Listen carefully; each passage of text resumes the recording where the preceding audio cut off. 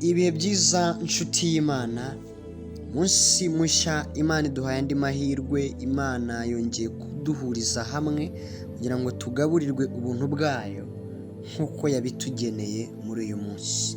Reka dutangire dushima Imana. Rukundo muremyi w'isi n'ijuru, wowe nyir'ijuru n'isi, ni wowe ugira icyo uvuga ukagishyiraho ndetse ukagikomeza. Uri Imana ivuga bikaba, hanyuma wategeka bigakomera. Nta muntu n'umwe uhwanye nawe, nta muntu n'umwe wasa nawe. Uri Imana y'amahoro, uri Imana y'urukundo, uri Imana y'ibambe, uri Imana y'imbabazi. Tugushimiye uyu munsi uduhaye, tugushimiye ineza yawe utweretse uyu munsi, kandi turakwinginze gukorana natwe muri byose. Ntaba ari twe, ahubwo ubuntu bwawe n'urukundo rwawe aba ari byo biganza ubuzima bwacu, biganza imitekerereze yacu. Hanyuma mwa Imana ikomeye, imbabazi zawe n'ineza yawe iduherekeze muri uyu munsi wose. Mu izina ryawe Yesu Kristo urakoze, amen. So, turavuga ku ngingo yo kwizera, niho tukiri kuganira, kandi ni ukuri Imana ikomeze ikuze ijambo ryayo n'imbaraga zayo muri twe, hanyuma bituzamure mu kwizera muri ubu buzima bw'agakiza, mu rugendo rukomeza umunsi ku munsi. Turasoma urwandiko rwandikiwe Abaheburayo, igice cya 11 murongo wa mbere. Bibiliya iravuga ngo kwizera ni ukumenya rwose ibyiringirwa udashidikanya ko bitazaba, kandi niko kuduhamiriza ibyo tutareba ko ari iby'ukuri. This is what I wanted. Iyi niyo nge nshaka cyane, ngo kandi niko kuduhamiriza ibyo tutareba ko ari iby'ukuri. How?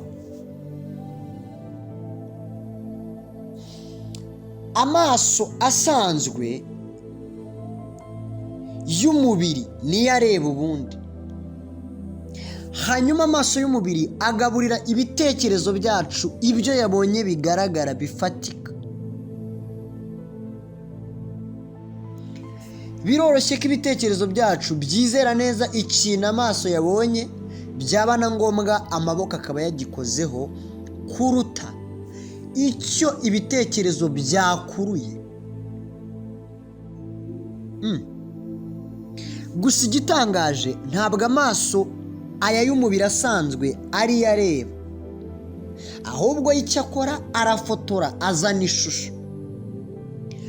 Ubusanzwe imitekerereze yacu, ubwonko bwacu nibwo bureba, ariko ubwonko bukorana n'amaso cyane, hanyuma amaso agafata amashusho, hanyuma ayo mashusho ubwonko bukayavanamo ubutumwa bwuzuye.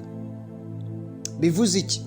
Bivuze ko umuntu ashobora gukoresha ibitekerezo bye bikareba, ariko amaso y'umubiri ntabashe kubona icyo kintu ibitekerezo byabonye.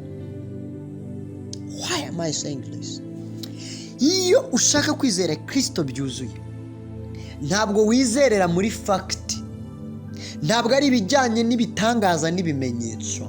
Wizerera muri we, kuko kugira ngo umuntu yizere akeneye ukuri, kandi ukuri biragoye kukudefanda nta bimenyetso bihari. Iyo rero ari Kristo wahisemo, wizera ukuri kudafite ibimenyetso, rimwe na rimwe atari uko bidahari, ahubwo warenze ikigero cyo kurebesha amaso y'umubiri ibitekerezo byawe. Umwuka ukurimo ubasha guhinguranya, ukabona ubwinshi bw'imbaraga ziri muri Kristo. Ibyo rero biri spiritual. Bibiliya iravuga ngo kuva kera kose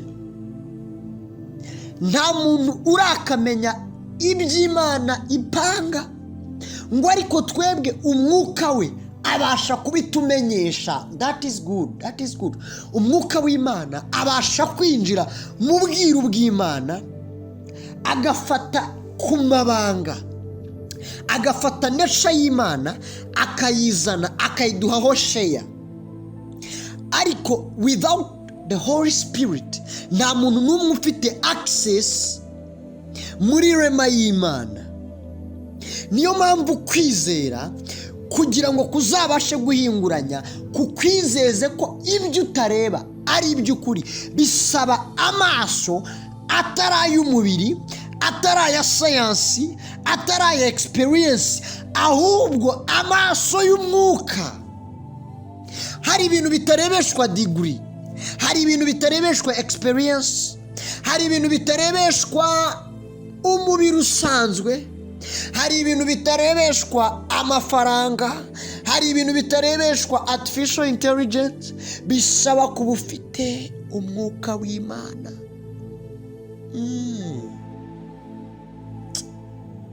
That is why abantu bari kuba akize y'ibintu runaka